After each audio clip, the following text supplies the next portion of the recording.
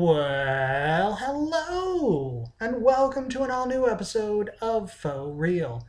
Of the 14,605 possible futures that Doctor Strange saw, this is the only reality where you will find this podcast. In this very jolly episode, I am joined by Brett White, who is the senior reporter and producer for Decider.com, to talk all about Christmas movies. Oh boy, is it gonna be a sleigh ride of fun. So, without further ado, on Dasher, on Dancer, on Prancer, on Vixen, on Comet, on Cupid, on Donner and Blitzen, let's go with an all new episode of Faux Real with my awesome guest, Brett White.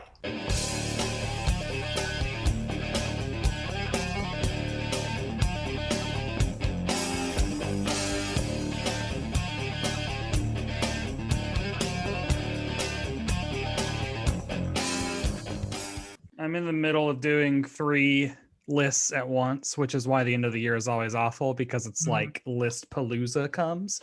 So it's Right. so I'm doing like 2020 the best moments in drag, because there's Drag Race was on for a straight 36 weeks across 4 different shows, and then on top of that there were like a dozen other drag shows. So doing that list, and then my own personal top 10 list of the year of just like things. And then the greatest Christmas movies of all time, Ooh.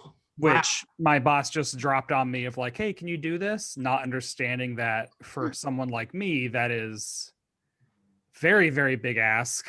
So it was, as that was mostly today. I mean, I was working until about 5:45, until about 20 minutes ago, just writing all these 12 blurbs because I couldn't do 10. Right. That's a gargantuan undertaking, truly. Yeah. So I know, has it come out already? Did you release the list already? No, it goes up tomorrow morning at 9:30. Okay, because I don't want to spoil anything, but I do want to, obviously, I want to talk all about your favorite Christmas movies of all time. I definitely have a genuine list. I got my top 10 is, well, at least my top 5 is ready to go, I think. Oh no, I mean I'll reveal all of it. Because I think it's also it is the best, because I also get hung up on like the difference between best and favorite because they're different. Right. And so I was very like in my head about like, if this is a best list, then I need to make sure that it has certain things on it at certain rankings because it is representing the site. If it is my personal list, that is a different story. So it was a lot of that's why I had to go to 12 so that I could kind of like compromise and like bring those two together. Right. So that's the real trade-off, because obviously we all have the movies that we're very much attached to, and specifically Christmas movies. We all have the ones that we watch every single year, and we have to, even if they're terrible. And like I've watched some really awful Christmas movies, mostly that's Hallmark. That's my life. That's my life right now. Right. And they released like 20 different movies on Hallmark this year or something. Yeah, it's 40 total. It's like 21 on one network, 19 on another, because they're the 2 Hallmark networks. And then Lifetime alone has 30, I think. Lifetime has 30. Netflix has like 10. It is a whole lot. But there are always some standout fun ones every year on those. But it is rare. I don't, none of those make it into like the top of all time. Sure. Definitely not. Yeah. All right. So let's get right to it. Like, which one is the you don't have to give me number one, but which one is like in the top 5 of greatest of all time? I mean, so I think my personal number one is probably National Lampoon's Christmas Vacation. Nice. And I think that I like that one a lot more. It's a thing when I was running this list, like Christmas Vacation, Elf, Home Alone, and Christmas Story are like 4 of my absolute favorite Christmas movies of all time. but all of them have through the years become so popular and so commercialized, which is a very Christmassy term to use. Like they've all become these marketing, merchandising machines that people can kind of easily lose sight of the heart of those movies. Mhm. Like Christmas Vacation is not just, you know, a squirrel on the loose or drinking out of a moose mug, or, you know, emptying a chemical toilet into the, you know, or the house with lights causing a nuclear reaction. Like to me, that movie is the scene where Clark goes up to the attic and everyone leaves and he's trapped in the attic. And so he just puts on like that mink coat and like the Yeah. stuff, and then just like hooks up the old, you know, 8 millimeter projector and just watches old family movies while crying and smiling. And it's like, that is the movie to me. Like that is what makes that Right. movie um a classic. And you know, Eddie and, you know, Snot the dog and No. Aunt Bethany and all those are like, they're really great characters and great jokes, but like that movie doesn't work, or that movie isn't special without that one scene, because that one scene justifies why he cares so much and why we as viewers care so much about Christmas and trying to make it, you know, perfect. so so Absolutely. that, That's the real heart of it, yeah, which is what you want to, which is what a good Christmas movie is. yeah, That's why, and I'm going to say something very, a real hot take here, but that's why I actually enjoy Home Alone 2 better than the first one, oh my because of god. that moment that he has with the bird lady, right? Yeah. It's because it's so heartwarming. And, you know, the first one, it's hilarious. It's, I mean, obviously it's a classic for so many reasons, and it's a great movie. Yeah. But there's there's a lot more things I find in the first one that's completely unbelievable that aren't so unbelievable in the second one, right? Um, because in the second one, as the title suggests, he's lost within the city, which Yeah. could happen to anyone. It's Yeah. happened to me. Yeah. So, as an adult, you know. Yes. And then those moments that he has with the bird lady are so sweet and so profound and so, full of harmony and joy. And when he comes in and there's I think it's the choir singing at the end. I'm a little bit jumbled. It's been Yeah. a long time since I saw it, but that's all. It's just, melty heart feelings, and that's what I want in a good Christmas movie. Yeah, I get that from I do get that from the, you know, the old salt man, old Oh, that's he comes in with the shovel. yeah, Yeah, I that's get that right. from Yeah, him, because when he meets him in the first one, when he meets him at the church and he finds, oh yeah, that's my granddaughter up there, and he's like, well, why are you here? Why don't you talk yeah, to her? that's And it's like, right. because we're You're right. like, and it has that moment, and then like at the end when you just see them, Kevin looks out his window and he sees the dad hugging his son, and it's just like, oh, like that Yeah, gets me. I no, do you're right. remember Home Alone was probably the first movie I ever cried at, because I do remember I was 6 when that movie came out. And the end when the mom comes home and he hugs her, I remember like crying in the theater over that. I was like so Yeah, emotional about it, and so I've like imprinted on Home Alone. But I also think that like the older I've gotten, the more I love the first hour of Home Alone, the first like half of it, because, you know, as a kid you love the slapstick and you know, just want to see sure. them trip on micro machines and Absolutely. stuff. Yeah.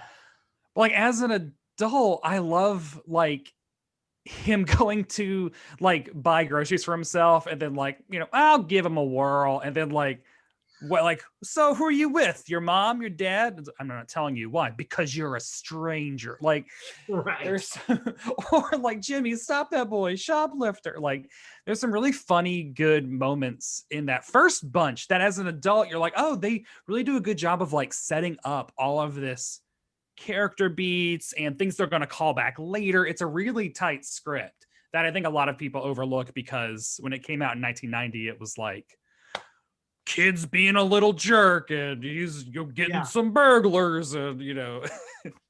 And again, it became a phenomenon. When things become super, super popular, it becomes very easy to dismiss them because, like, if it's popular, then surely it must be bad. But it's like the Beatles were very popular, you know, like That's true. Home Alone, the Beatles of Yep. Christmas movies is what I'm getting at.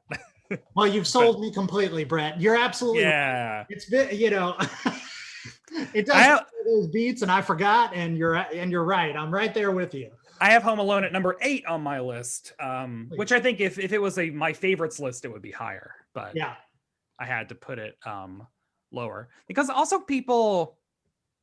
This is my biggest personal pet peeve: is people get into the is it a Christmas movie or set at Christmas? And I have a very clear delineation of like these are Christmas movies. Yeah. Let's hear it.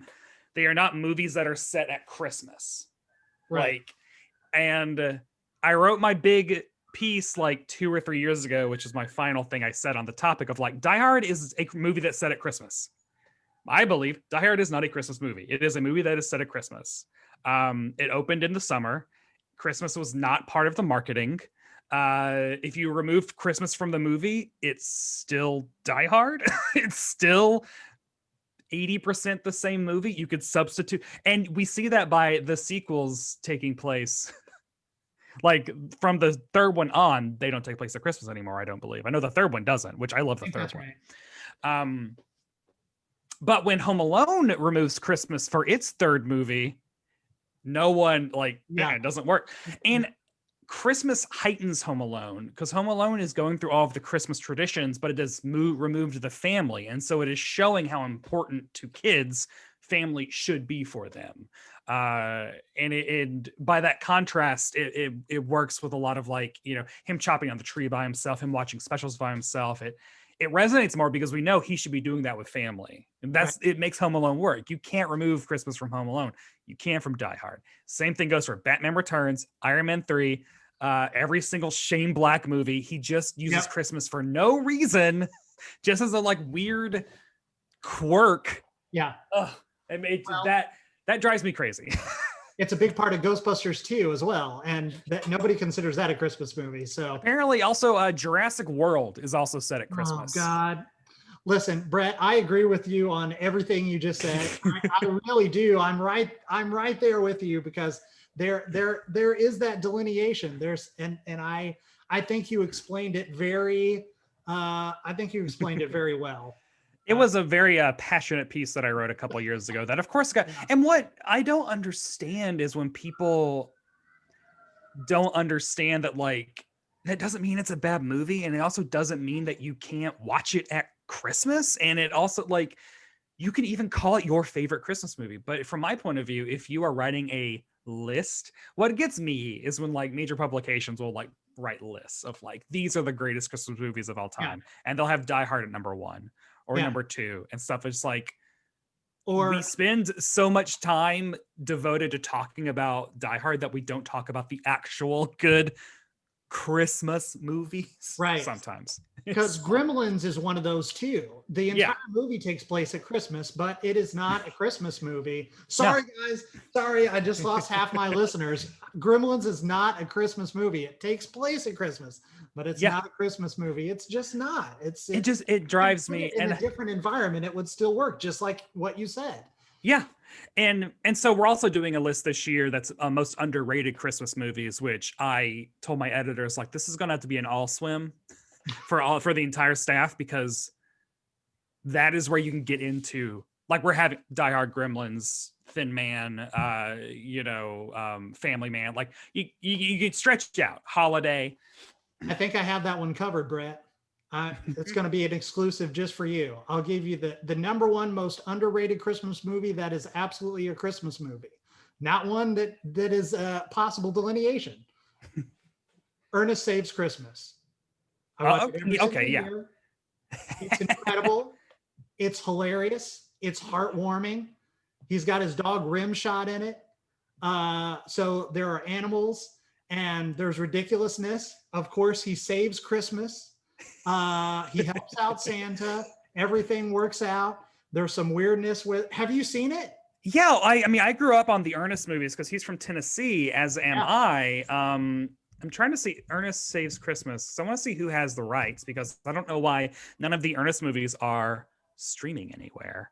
Um, because music Mark Snow, who did the X-Files theme, did the music for Ernest Saves Christmas. That's crazy. Yep. Uh, distributed by Buena Vista, so it's Disney. Yep. So and it's a Touchstone Buena Vista, so it should be on Disney Plus. Disney Plus, get on this. That's weird. Agreed. Because I remember I saw Ernest Scared Stupid in the theater, and that was the scariest movie I had ever seen at that time. That movie traumatized me. I watched it with my girlfriend over Halloween, and it did disturb her. I mean, it is really, as an adult, it's like, this is just disgusting. It's just nasty. I haven't watched Ernest Saves Christmas probably in 10 years because I did revisit it. Yeah, but it was like 10 years ago because again, years keep going by and I'm like, oh wow, I think it's been 10 years since I've seen that. But I loved the Ernest movies as a kid. Ernest Goes to Jail, Ernest Goes to Camp. Yes. Yeah, that was my jam. He's incredible. You know, he's a classically trained actor. He did a lot of Shakespeare. He did a lot of very serious roles before taking on that mantle that, you know, won him his fame. But yeah, but he was a serious dude before then, you know for coming up with a crazy character by doing local Tennessee milk commercials, I think, or something like. Right. Yep. Yeah, because I remember he was our local milk person. Yeah, which turned into the, you know what I mean, Vern? It's so weird. Crazy, right? And I'll give you the close second, which is A Muppet Family Christmas. Oh, that's used with Muppet Christmas Carol, which everybody knows A Muppet Christmas Carol, right? Yeah. Phenomenal. It's my number 4. It's top 5. It's my highest ranking Christmas Carol of. There are 3 in the top 12. Yes, that's what I like to hear.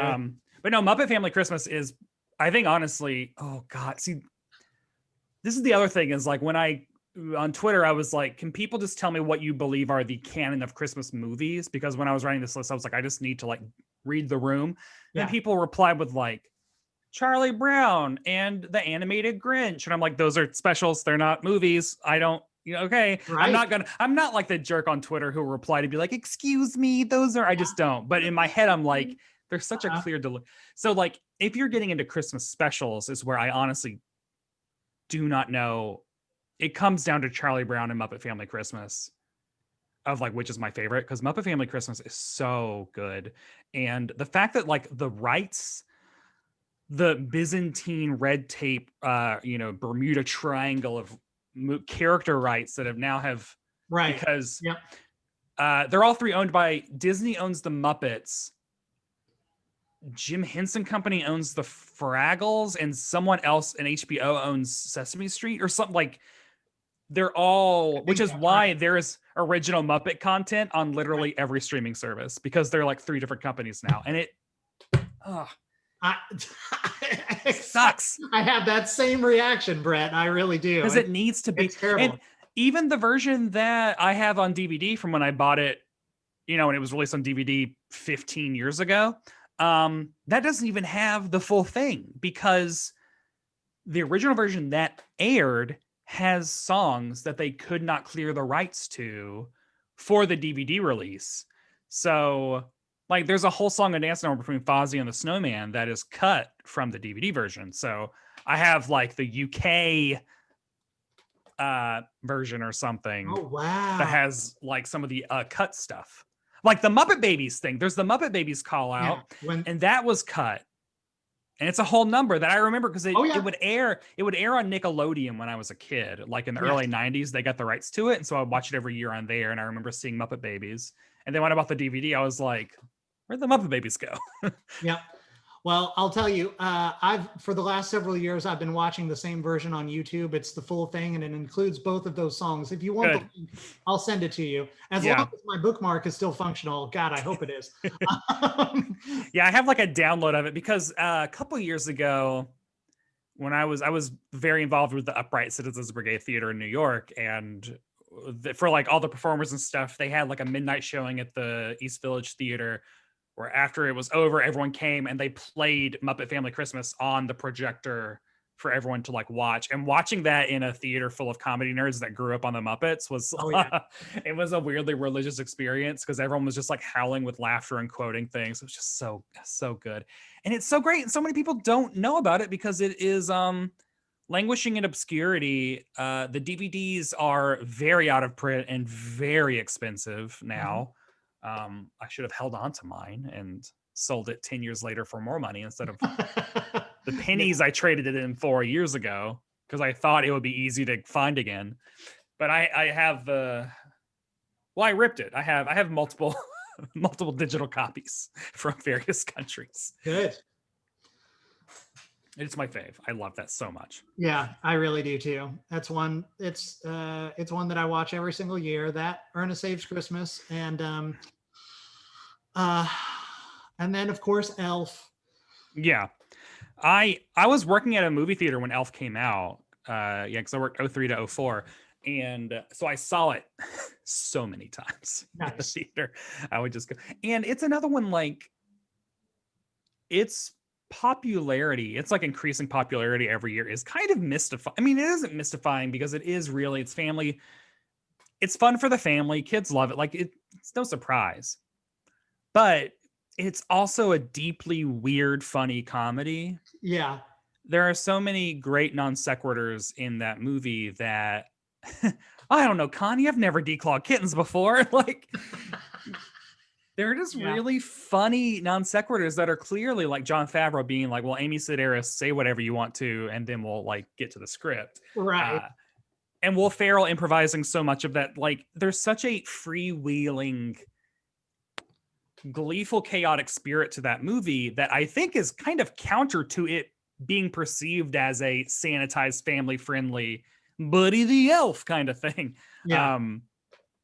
Which I mean, I'm glad because that means that a lot of kids are growing up watching a movie that is deeply strange in parts. And I like that. That's what the season's about. That's why it's one of my favorites. I am deeply strange and weird myself. So I'm akin to the Will Ferrell essence, you know? Oh yeah. And it's just deeply loves Christmas so much down to the details. Like all the elves are wearing the Rankin Bass Rudolph elf costumes. Right. And not even changed. Like they must have gotten the rights or like there was no copyright to them because they're literally wearing the exact costumes that those claymation characters wear. And it's just stuff like that I find like so cool and gives it a really timeless feel that it doesn't feel like 2003 so much as it feels like it just exists. Which I think is what a great Christmas movie should do is like, it should just feel like it exists. Like it's not tied to a specific time. Like it's a timeless piece of entertainment that you're fine with watching every year until you die. Also, I think Zooey Deschanel's best work. I mean, I love New Girl. I love Elf. I love She and Him. The only thing I don't like about Zooey Deschanel is her current relationship with a property brother. Oh, really? Yeah, she's with I think she's with the cooler property brother. I hope she's with the cooler one.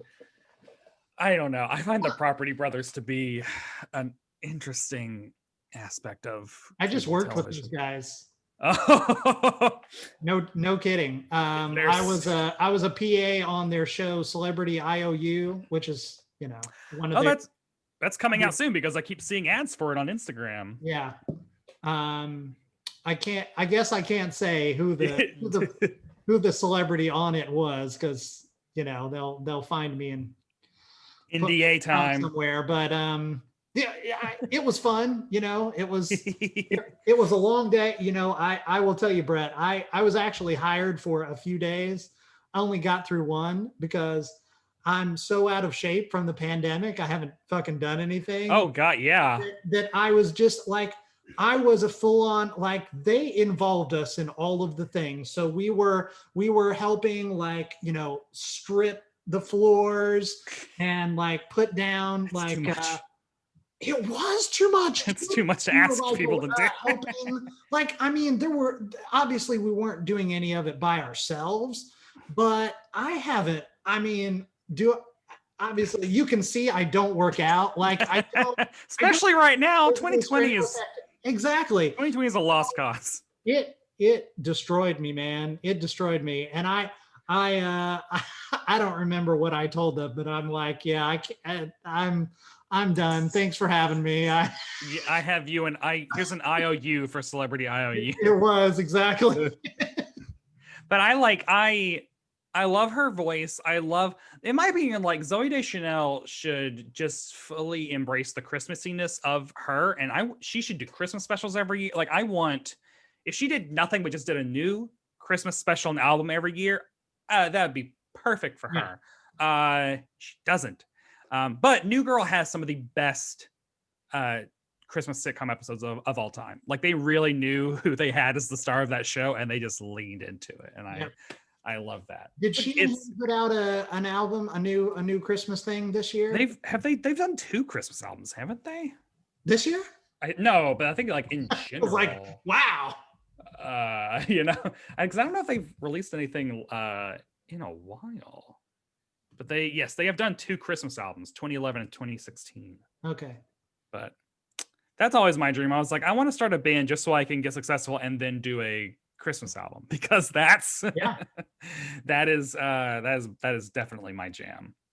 For sure. It's Christmas music, which I need to listen to more of this year. Yeah, I haven't gotten into it yet, but very soon. My birthday is actually on Thursday, so my girlfriend is coming up to see me, and that's probably we'll be listening to Christmas music. Get festive. That she's here and watching all the cheesy holiday movies. This episode is sponsored by BetterHelp. This year has been exceptionally difficult for most of us. I admit I've been going through some things that have pulled my psyche into what seems to be a bottomless well a number of times over these months, especially at this very moment, as building maintenance is renovating the apartment next door, interrupting me every second I attempt to record this spot. If you are feeling depressed, overwhelmed, or anxious like I am, BetterHelp has licensed therapists who are trained to listen and help. BetterHelp is not a crisis line or self-help. It's professional counseling done securely online with a global network of counselors who are always ready to listen. Connect privately with your counselor by text, phone, or video calls, so you never have to worry about leaving the comfort of your pajamas with the Garfield footies. BetterHelp is committed to therapeutic matches for all clients, so they make it easy to change counselors at any time. Everything you share is confidential. Just fill out a questionnaire to help assess your specific needs, and you will be matched with a counselor in under 48 hours. BetterHelp is an affordable option, and Faux Real listeners get 10% off their first month by using the discount code FAUxReal. Just go to betterhelp.com/FAUxReal. That's BETTERHELP.com/FAUXREAL to speak with a therapist today and get the help you need from BetterHelp. Oh, Brett, we got to talk about this KFC special with Mario Lopez. Yeah, I haven't. Thankfully, that press release went out while I was neck deep in work, so I have not been able to fully investigate. But I am. Well, I'll tell you, it is real. Yeah, it is actually happening. It is to delineate it. It is a special, and it is a mini special, as they are. That's how they're promoting it. I think it's only 15 or 20 minutes. Okay. Yeah, so that's let them do it. We don't have to sit through an entire 86 minutes of Lord Mario Lopez, Colonel Sanders. Although I would, I watched all of Lifetime's Feliz Navidad, and it was great. Yeah. So it was one of my favorite good bad Christmas movies of this year. So that's right. I totally forgot he did that. Yeah. And he hosted the Macy's parade this year too. So Mario Lopez happening. Well, and Saved by the Bell on Peacock, which is amazing. You like it? It's fantastic. It is great, like legitimately great. I saw someone tweet that the new Saved by the Bell is a better dissection of class in America than Hillbilly Elegy, and yeah, It legitimately is. They are using a Saved by the Bell reboot to actually revival to say something, and it's Yeah. so good. And it's also it's probably the funniest show I've watched. This it's so good, which I is wild because it's a Saved by the Bell reboot, but it was Yeah. just like revival. There's a difference, and I know that. Yeah. uh, because it's the same universe, same characters, and they reference the old series so much, and it's always what they It's like. very meta. Yeah. I can't believe this happened. It's great. It's the right around of irreverence. I have been enjoying it. I have to say though, the theme song has to go. The theme song is not good, Yeah, and it's it just doesn't have. There's nothing to it. There's no power to it. They try to infuse it with the same, like it's supposed to be like I guess a little bit more it's a modern, yeah, and it doesn't interpretation, but it's just I it's do wonder badly engineered. if you don't know the original, because my problem with it is that I am listening for it. It drops lyrics, like it cuts off. It's so it sounds like it's offbeat, and like the lines are going to the halfway point and then going to the next one, and I'm Yeah. like, wait, what's happening here? And it's because I know the original. So I'm wondering if like the kids these days have somehow never heard the original, if they're just like, cool, this is just a banging Uh-huh. dirge, like a It's not banging hip banging hop at dirge. all. But I want to for bang. me, I'm just like, I don't It's know. bad. They No, should have done what Fuller House did and get Carly Rae Jepsen to cover there you go. cover the theme song.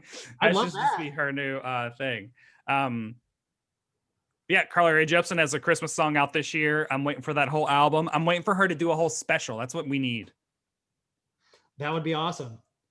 They keep giving all these they keep giving musicians more specials, and I'm like, give her one. Yes, please. We need this. Tiffany just released a Christmas single too. Believe that? It's called Angels. Capitalize. That's yeah. That's the thing. I like that there are two modes of a Christmas album, because it's either okay, we've got to cash in. Like I need money. Like we've got to do Yeah. something. We haven't released an album in a long time. We got to. Or there are the ones that are like Casey Musgraves or Sia or even like She and Him. That are like, no, we legitimately love the Christmas album as a form of expression, like as an art form, and so they want to really do it. And like Sia being like, I'm just gonna write just original songs. Like I'm not even doing like that's dedication, and that's super cool, and I love that. But I'm also here for the cash-in ones as well. Oh yeah. Give it to me. What's your favorite Christmas album of all time? I mean the Vince Guaraldi trio Charlie Brown soundtrack. But I was just like looking at. I mean, Bing Crosby, White Chris, they're the ones that I own on vinyl because I've like, Uh-huh. oh, well, no, Phil Spector's A Christmas Gift for You Okay. is my favorite. The Motown Christmas album with Darlene Love's Christmas Baby Please Come Home, which is my favorite Christmas song. Yeah. It's so good until you get to the last track, which is a spoken word by Phil Spector, who is a convicted murderer. So I don't listen to that one.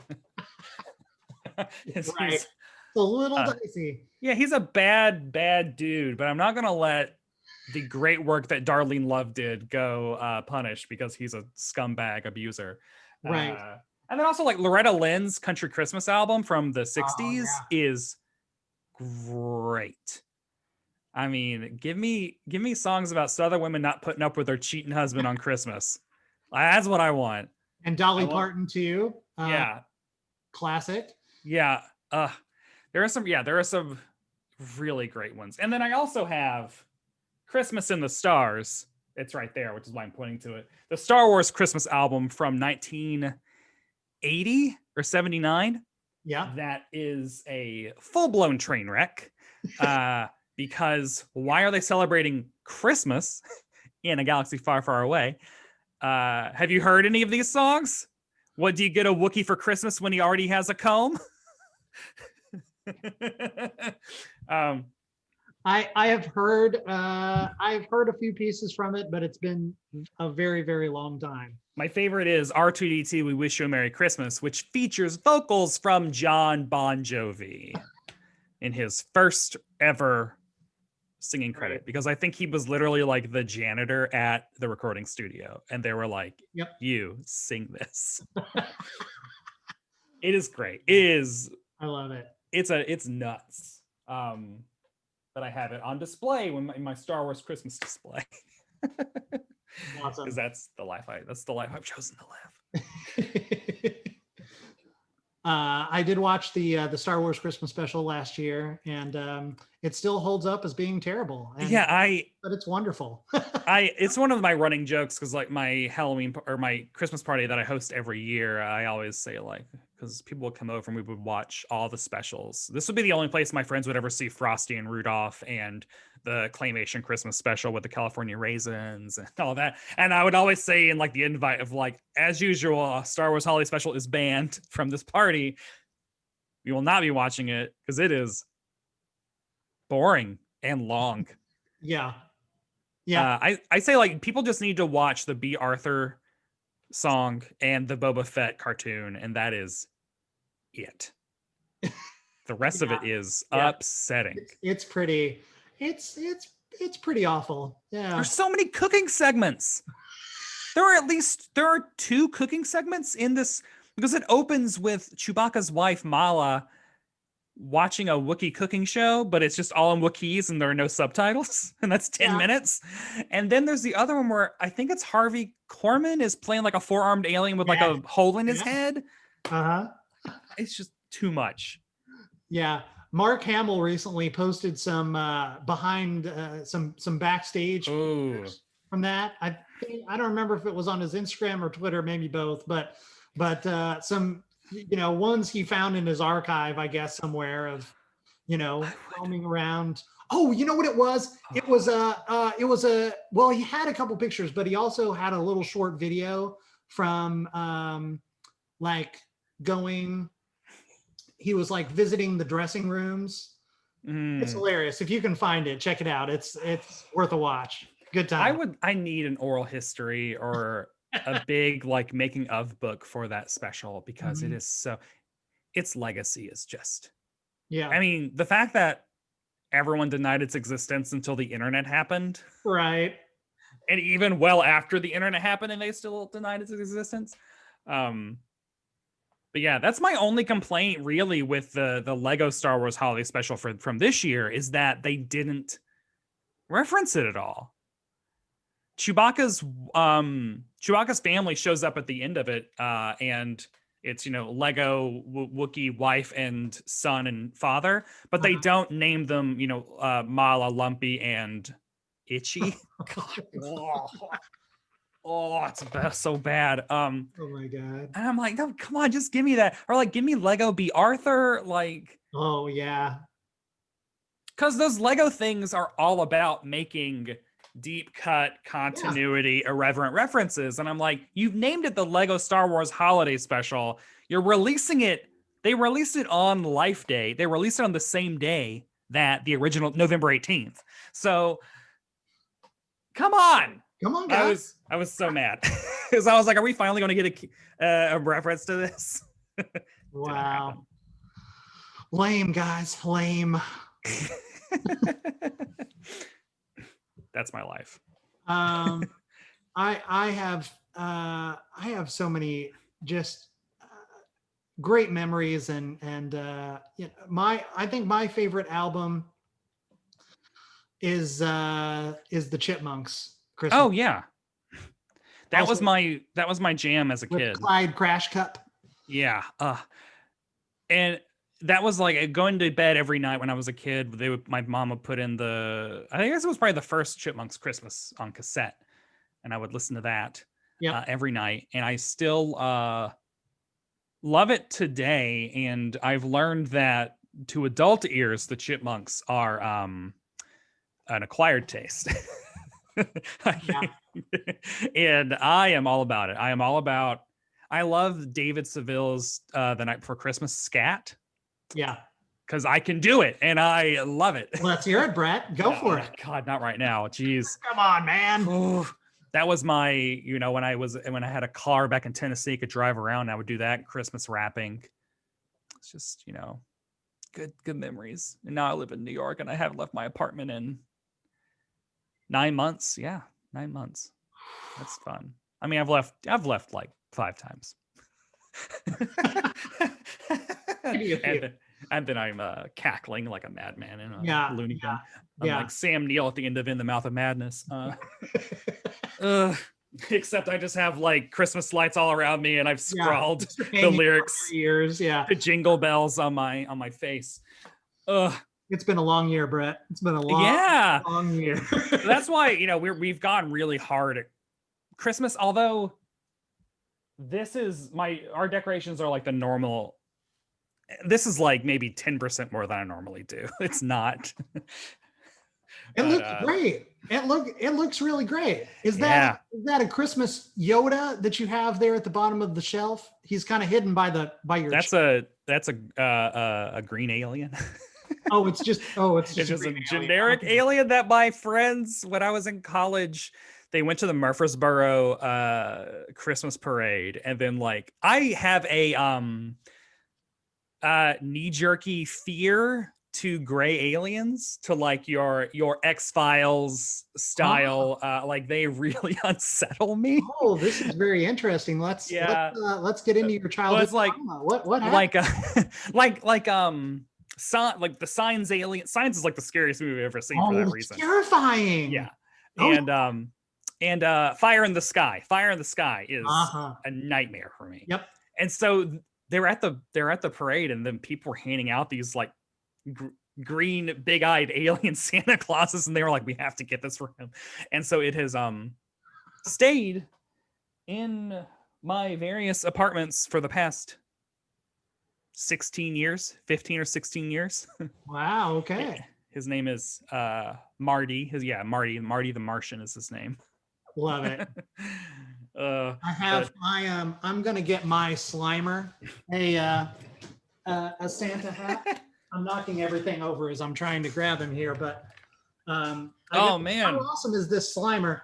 They had a whole series of these like characters with the bowls for Halloween oh at that's so. Ralph's, and I Oh was like, man, dude, I gotta have this. And then I posted a picture of it on the Ghostbusters Facebook that I follow because I'm that level of nerd. yeah. And everybody was like, where did you get that? We must have I've one. never seen And that. everybody was like fighting me to like buy it off of me. And I'm like, well, I'll just go buy a couple of them and then like I'll send them to you. Okay. Just calm Finder's down, fee. everybody.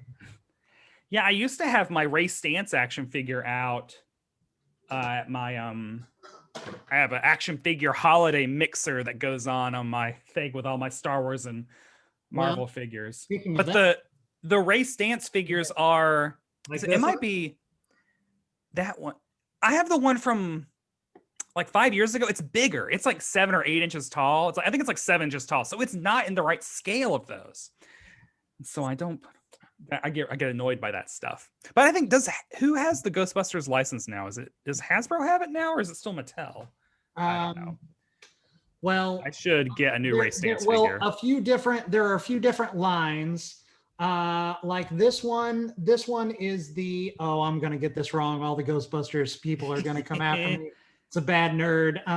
Oh yeah, it's Mattel. This is Mattel. They have the main license.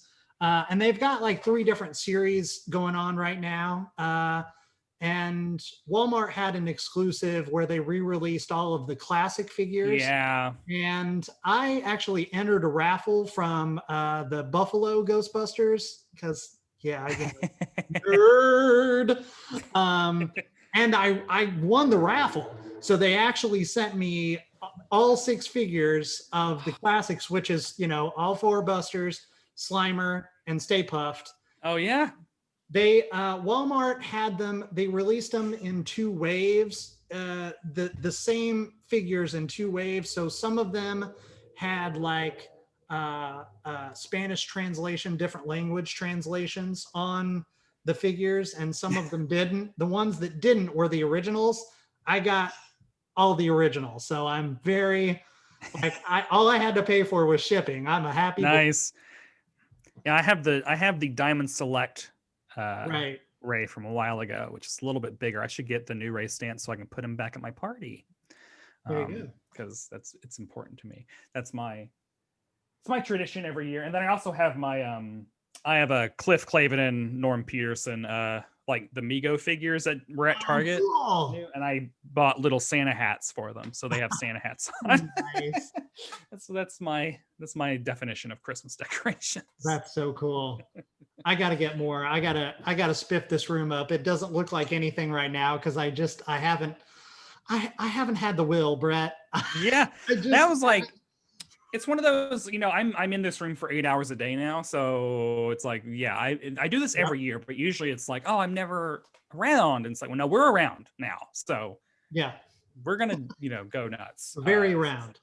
So I have nothing to do. It's awful. It's gonna be okay.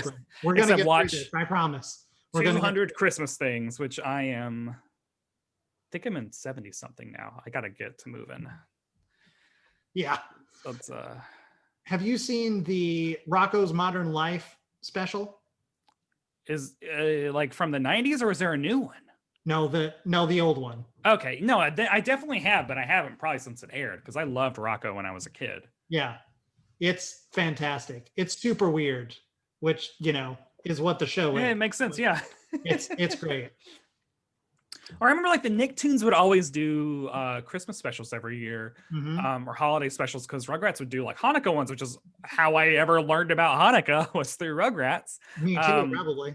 And that was always a big deal because when I was a kid, I would always, every year was made a big deal about taping all of the Christmas specials that would come on. So I would like go through the TV guide and like highlight like these are the ones I want to make sure I get, and I would record them. I have no idea where those tapes went.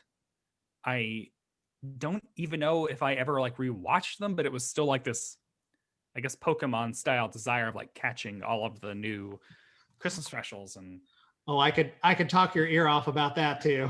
That's my husband's I'm jam. a hardcore Pokemon Go player. And I have not caught Laybug. I've not caught that yet. But don't start. No, don't start, trust me. It's like a can of Pringles. Once you pop, you just can't stop. It's very bad. I always loved like when the new specials would air, and that was always such a fun ritual. I guess I had really good Christmases as a kid, and so it I guess that kind of like sealed my deal for life. Like I lucked out in that way. I escaped childhood unscathed, scathed in plenty of other ways, but not at Christmas. That's good. That was always good. And honestly, it might have been because the rest of the year was so awful for me that my mom was always like, "You're getting everything you want. You don't have any friends. Everyone makes fun of you in elementary school. Oh, no. You're getting everything you want." I'm gotta make up for it somehow. Yeah, I learned how to make friends and not alienate people and stuff. But I've it's given me a foundation of pop culture knowledge that is now a career that I have. So that works. It all works out. I was very Kevin McAllister as a kid. Yeah. Like that whole like, he doesn't know how to do literally anything and everyone does everything for him. My sister was always like, "You're such a Kevin." Like, this is just about you. And that might be also why I love that movie a lot. Yeah. Hard to relate. Yeah, I haven't quite turned it into I haven't quite turned my unheralded pop culture knowledge into as much of a career as you have, but I'm working on it. Get on it. Yeah.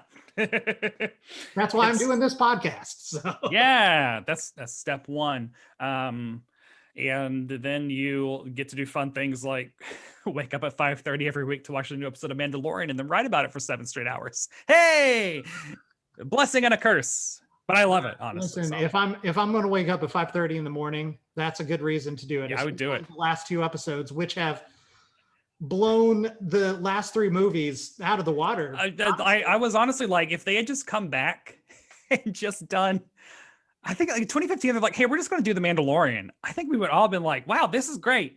This is awesome." Yeah. And I'm like, I don't dislike any Star Wars movie. Like if it's Star Wars, I will even find things I love and the ones I hate. Like except maybe Attack of the Clones. I don't think I can do that. But I love Phantom Menace because it actually does circle around to being fun again. It's so bad, like it goes back around, Yep. and so like I'm loving that. I loved Solo. I thought Solo was a lot of fun. Just get me in a theater and show some space stuff. I am on board. Say that out loud, Brett. That's all I want. But like Mandalorian, I'm just like, I would watch this. I did get to see the first 3 episodes on a big screen because I got to go to like a special advanced like a screening event. It was after the first 2 would air on Disney Plus, so we were seeing all them again, but we were seeing episode 3 early. It might have been like a Thursday night before it aired on Friday because Disney keeps all that stuff very tight-lipped. Yeah. Yep. Not let you know what's going on ever. And it works on the big screen, and I'm like, man, I would love to see. I would do one of those, like, we're just gonna play all of season 2 in a movie theater. I would just go, and it would be great. Be so Hell good. yeah. I'm ready for that. Absolutely. I will buy my ticket today if they're gonna do that. Or just going to a movie theater at all would be nice. I'm gonna have to go cry in the corner, Brett. Don't make yeah. That's fun. Dude, this has been great. This has been a real blast. Thank you for sharing all of your picks with me. I mean, we could, I could talk on infinitely about all my favorite Christmas things, and I find a new favorite every year. I'm really curious about this ridiculous KFC special because I'm all about parody and satire and ridiculous, over the top meta.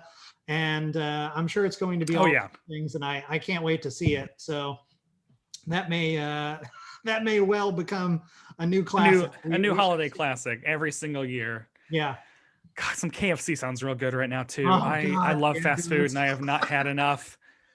Me and my husband had Taco Bell 2 weeks ago because we had to go out to Long Island to do like Christmas decoration shopping and wore masks the entire time, had hand sanitizer, but we're like, we're gonna go to Taco Bell.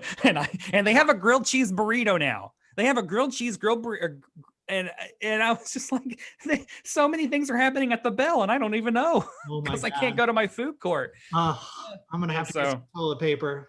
It's very good. Burrito. Oh my God, that's very good. Multiple kinds of cheese. Oh God, that's all you needed to say, Brett. Wow. Yeah. Well, thank you so much for joining me.